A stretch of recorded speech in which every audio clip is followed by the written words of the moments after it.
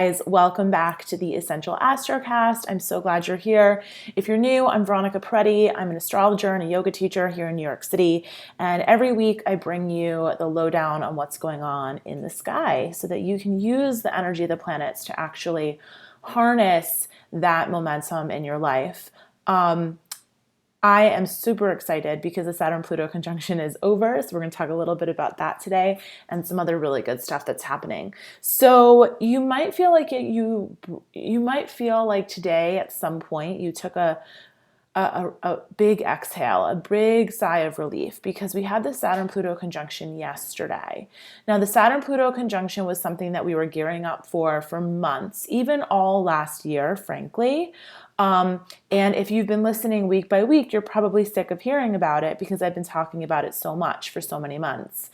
So Saturn and Pluto get together every 33 to 38 years. It's not exactly correct. It's not exact, depending. It depends because Pluto doesn't necessarily, it has a very long way that it goes around the zodiac. It takes, 200 plus years to go around the zodiac. So it's not exact, but it's about 35, 36 years usually. So this one was 36 years, and it's going to be another 36 years until they come back together. So if you were born in 46 or 47, or if you were born in 1982 or 83, you have a Saturn-Pluto conjunction in your chart. Or maybe they're not exactly conjunct, but they're pretty close together. So I, as a 83 baby, have the remnants of that conjunction in my chart. They are about 5 degrees apart, but it's still that after effect of it. And so I share that with you just to let you know that we're going to continue to feel this throughout the year. It's not like a one and done. It's not like when Mercury and the sun get together, it's like a quick thing and it happens really somewhat frequently, and so it's just like you feel it for a day and you move on. It's not like that. Saturn and Pluto getting together, it's something that happens only every 36-ish years. So we've been feeling it for, some might say, a year, and we're going to continue to feel it for, some might say, a year. Now, Saturn is going to head onward, and it's already happening. So what I think is really interesting about this is that we waited so long for Saturn to get to Pluto in the sky. And now that it's met Pluto, it's going to keep going forward. Pluto is going to stay at 22 degrees Capricorn for quite some time, and it's going to be in Capricorn for quite some more time. So the things that that it has been bringing up the past few years, because Pluto's been in Capricorn since 2008. So, think about the things that Pluto brought to the surface in Capricorn. We had the subprime mortgage crisis. We had the election of Barack Obama. We've had countless other reveals of things that were going on in corporate structures. We had the Me Too crisis, things that were happening at big corporations, whether it be, Fox News and Roger Ailes. And if you didn't see The Loudest Voice, it was a phenomenal miniseries that was on. It was like a docuseries with Russell Crowe, played Roger Ailes, and it was on Showtime, and really, really recommend it. So there's just like a lot of these structures, whether they were corporate structures or governmental structures, which are all ruled by Capricorn. These places where the hierarchy or the patriarchy play out, that's very Capricornian. So those places have been exposed by Pluto. Pluto is like, Pluto is the god of the underworld, and Pluto helps us, it rules our bowels. So it actually helps us release the stuff that's toxic. So it plays a very important part in our society and in the charts, but it's not always fun, right? So it's not always fun to release the toxic stuff. And it also brings the stuff up that you maybe didn't know was there. And this might be too much information, but if you've never had like a stool test and to see what's going on in your gut, you wouldn't know unless you examined the stool. And this is probably too much information. But if you've never had one, you should totally, talk to a holistic doctor and have a stool test done and see what's in there, because it'll tell you what's in your gut. Sometimes you got to look at the stuff that you don't want to look at. You want to look at what is expelled to actually see what's going on, right? So there's always there's wisdom in the stuff that you take out to the trash, right? So you can learn a lot about a person by what they're putting in their trash. And before I get into any more gross metaphors, I'm going to move on from this conversation. But I just wanted to share that with you because I think that we're not done with Pluto revealing the secrets, the lies, the things that have been swept under the rug. And that's going to continue on for the rest of the year and the rest of Pluto's time in Capricorn. But a lot of that work has been done. We are nearing, the latter degrees of Capricorn, and a lot of that work has been done, and a lot of the work of Saturn and Pluto coming together to reveal some of those things is also done. So in our own lives, that's in the collective level. We always speak on the collective level on the Astrocast, and then I try to take the collective and make it personal. So what is universal is also very personal. So in our own lives, like, where are we hiding things? Where are we keeping secrets? Where are we maybe not being honest with ourselves? It doesn't necessarily mean that you're like lying to your friends and family. It just means that maybe there are things that you're not being super honest with yourself about. So Saturn and Pluto coming together may have brought that clarity in. There may be ways that we're limiting ourselves in our belief systems. There may be ways that we are holding ourselves back from fulfilling whatever it is that we really, really want, but maybe we're not really being honest about what we want, right? So all these things are kind of starting to really percolate and come to the surface.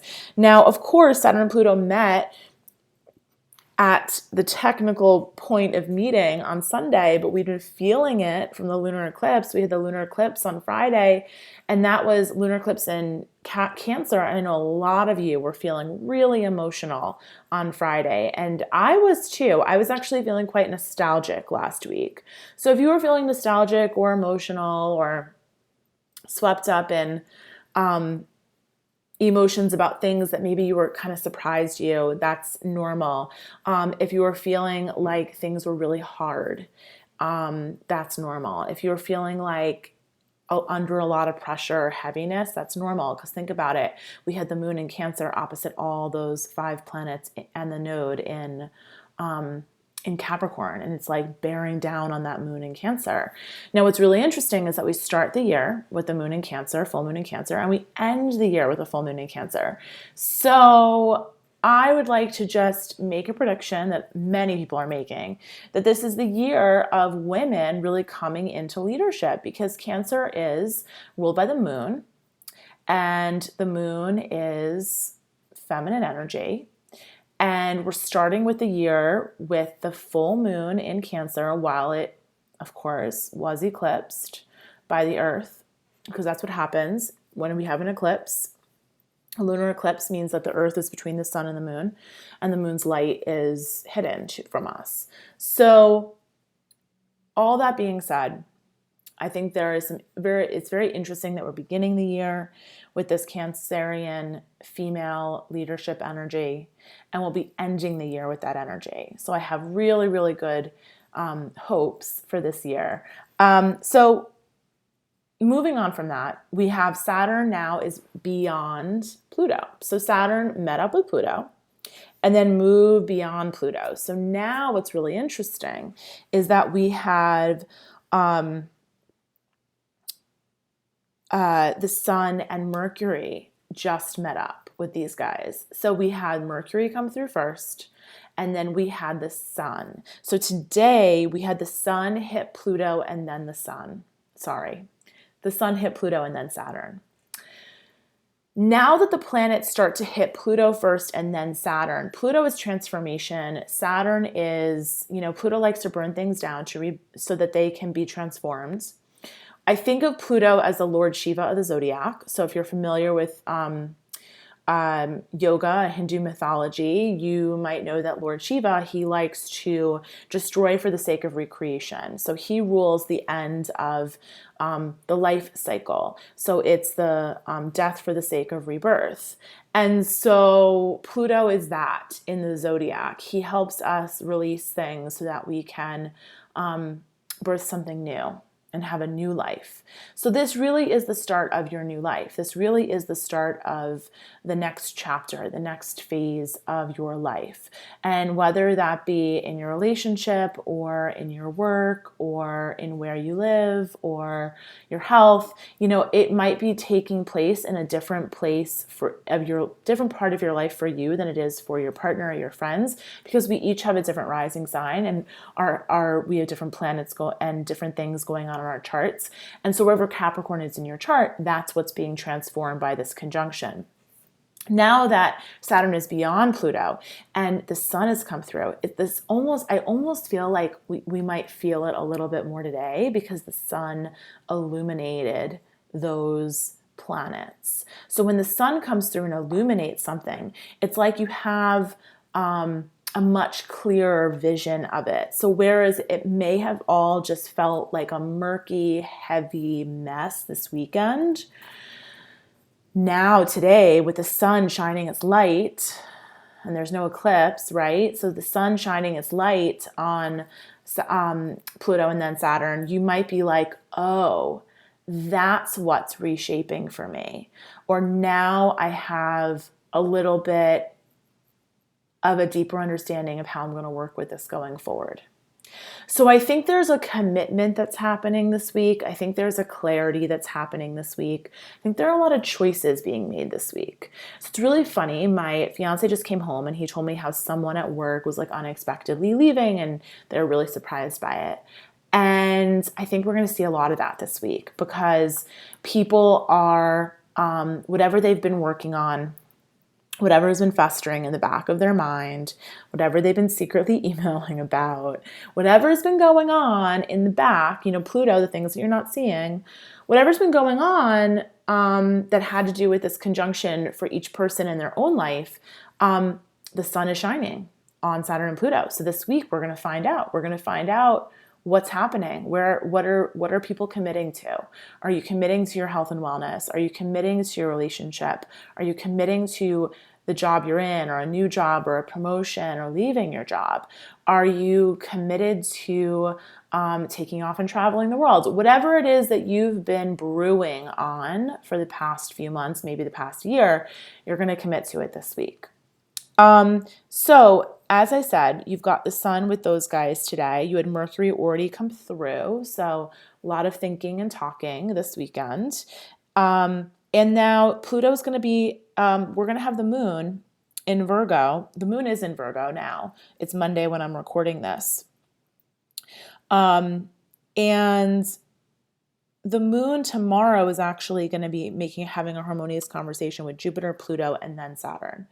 So I think you're going to be really getting to work on whatever you've committed to, on whatever you've decided upon. You're going to be getting to work on it because Moon in Virgo likes to work. It likes to be busy. It likes to cross the T's, dot the I's, put things in order.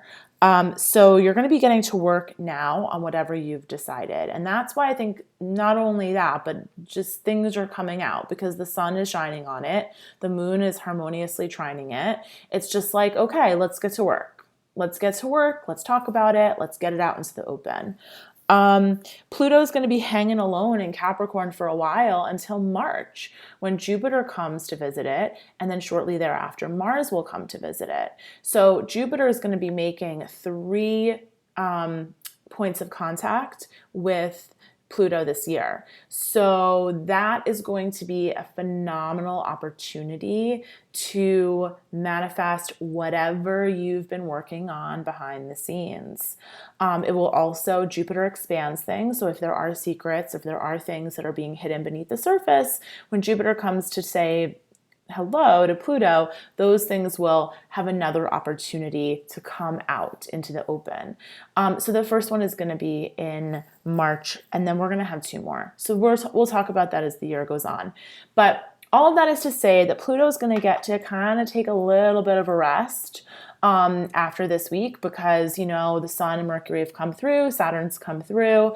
They're all on the other side. Saturn is going to be like marching steadily into Aquarius. It's going to head into Aquarius in March. So I'm talking a little bit larger this week. And if you want more details on the year, you can listen to that podcast from 2 weeks ago that I posted.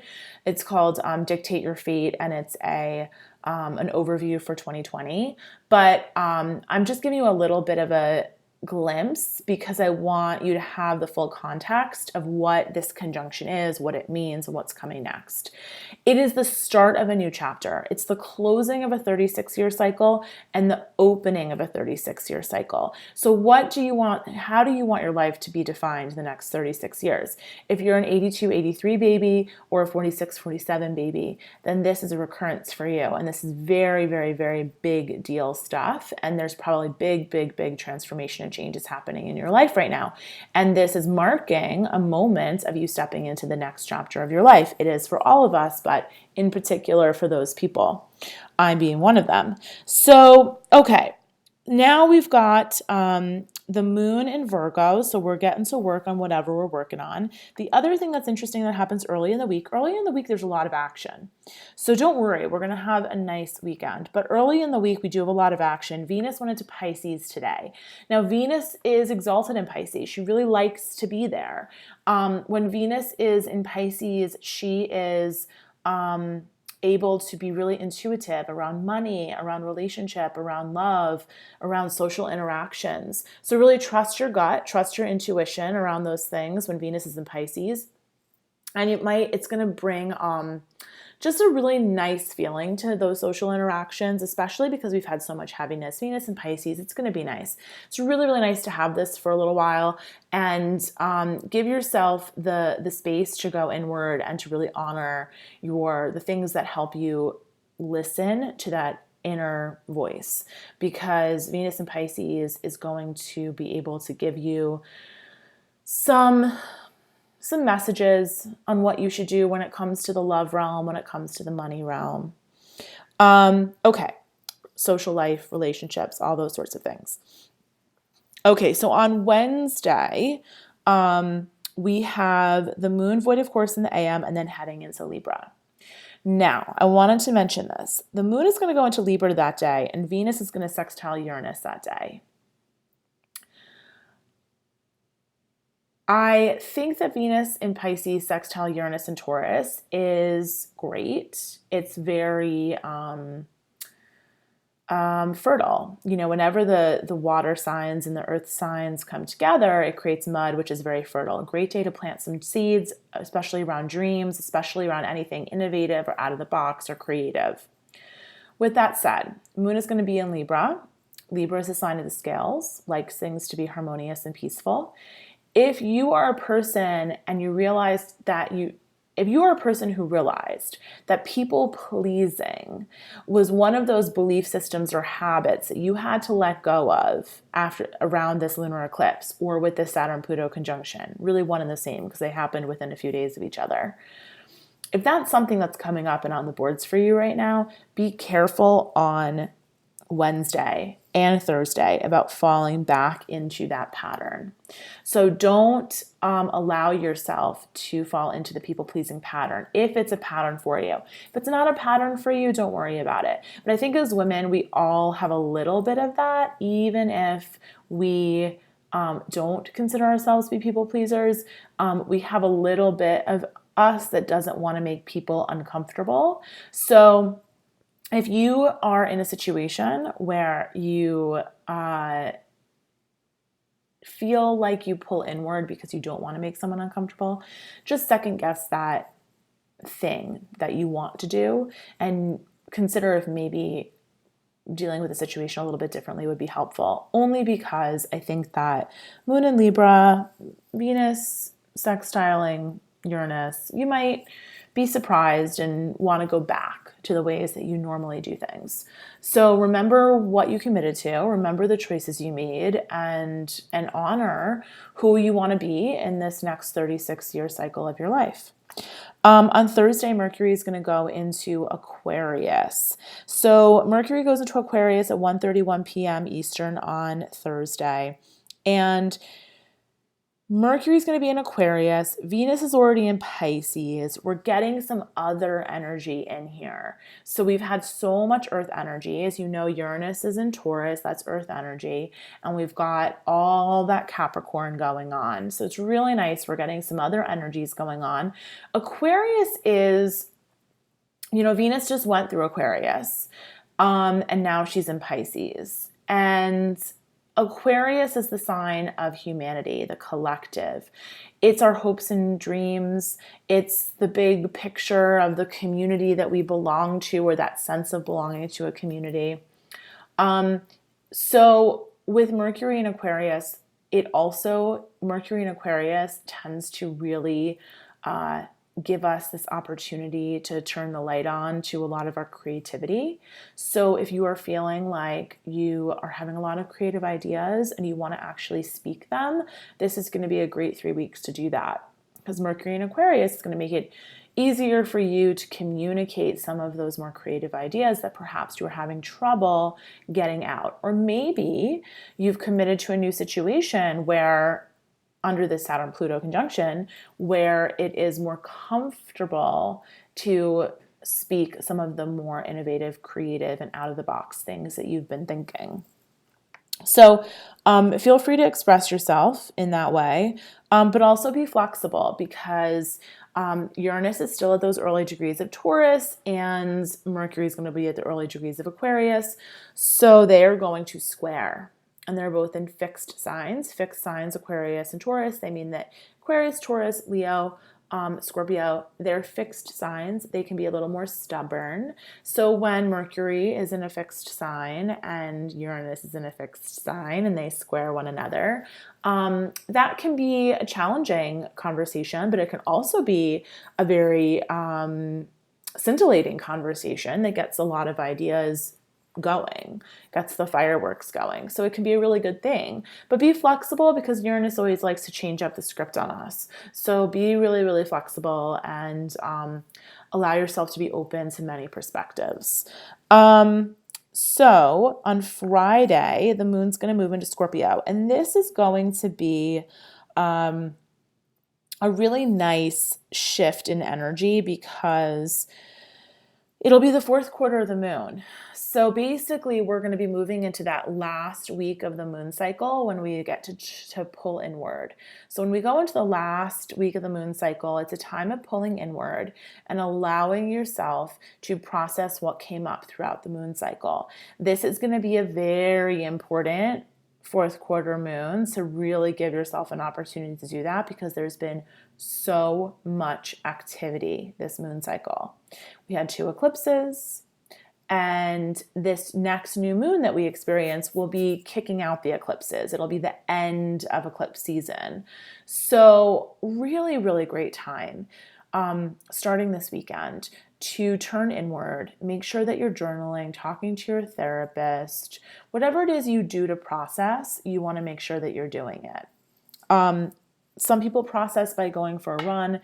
Some people process their emotions by sitting in the bath. Some people process their emotions by getting on their yoga mat. Some people process their emotions by journaling. I'm a journaler. Really, really helps me. It's something I committed to really doing pretty much every day in 2019, and it's helped me so much in processing my emotions. So that's something you might consider. But a lot of stuff has gone on this past moon cycle, this past 30 days that we're going to be coming upon. So it's really, really good time starting this weekend to give yourself the opportunity to reflect. And that's something that we do in my Essential Astrology membership. So we do that every new moon and full moon. So if you're interested in having a little bit of structure around that and some support and other people, a community that's doing it with you, very Mercury and Aquarius, joining the community, then feel free to check that out on my website. It's veronicapreti.com/membership, and all the details are there. And it's really, really nice to have a community to come together and reflect as we move through this very intense astrology, this very intense energy, and with so many of us having the momentum in our lives supercharged. Like, I think that now we're going to have pretty much, Uranus went direct last week. So we've got all forward moving planets in the sky. Mercury will go retrograde mid-February, but other than that, we're like moving forward, all 12 cylinders powered on till May. So I think that it's a really, really, really important time when things go fast for you to carve out time to reflect so that you don't look back and say, what happened? Was I living consciously? Was I making choices consciously? Was I living from that place of inner knowing? And that's what I think the community, the Essential Astrology membership, really helps us do, because we come together as a group and we honor those moments of reflection that the moon gives us. Okay, so I want to wrap up, but Friday, Saturday, Sunday are going to be great for reflection. We're going to have the moon in Scorpio, which always allows us to go deep into our psyche, deep into our emotions. It's going to bring in that fourth quarter of the moon. We're going to have a void of course moon all morning on Friday on the East Coast. And then the moon is going to square Mercury, and that's going to be even though squares are generally challenging, it's a opportunity to process mentally your hopes, your desires, what you've been working on, and how they're coming to fruition.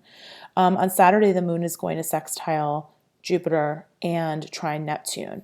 Again, great opportunity to process your hopes, your dreams, your desires, how they're coming into manifestation. And then the moon's going to sextile Pluto, Saturn, and the sun on Sunday.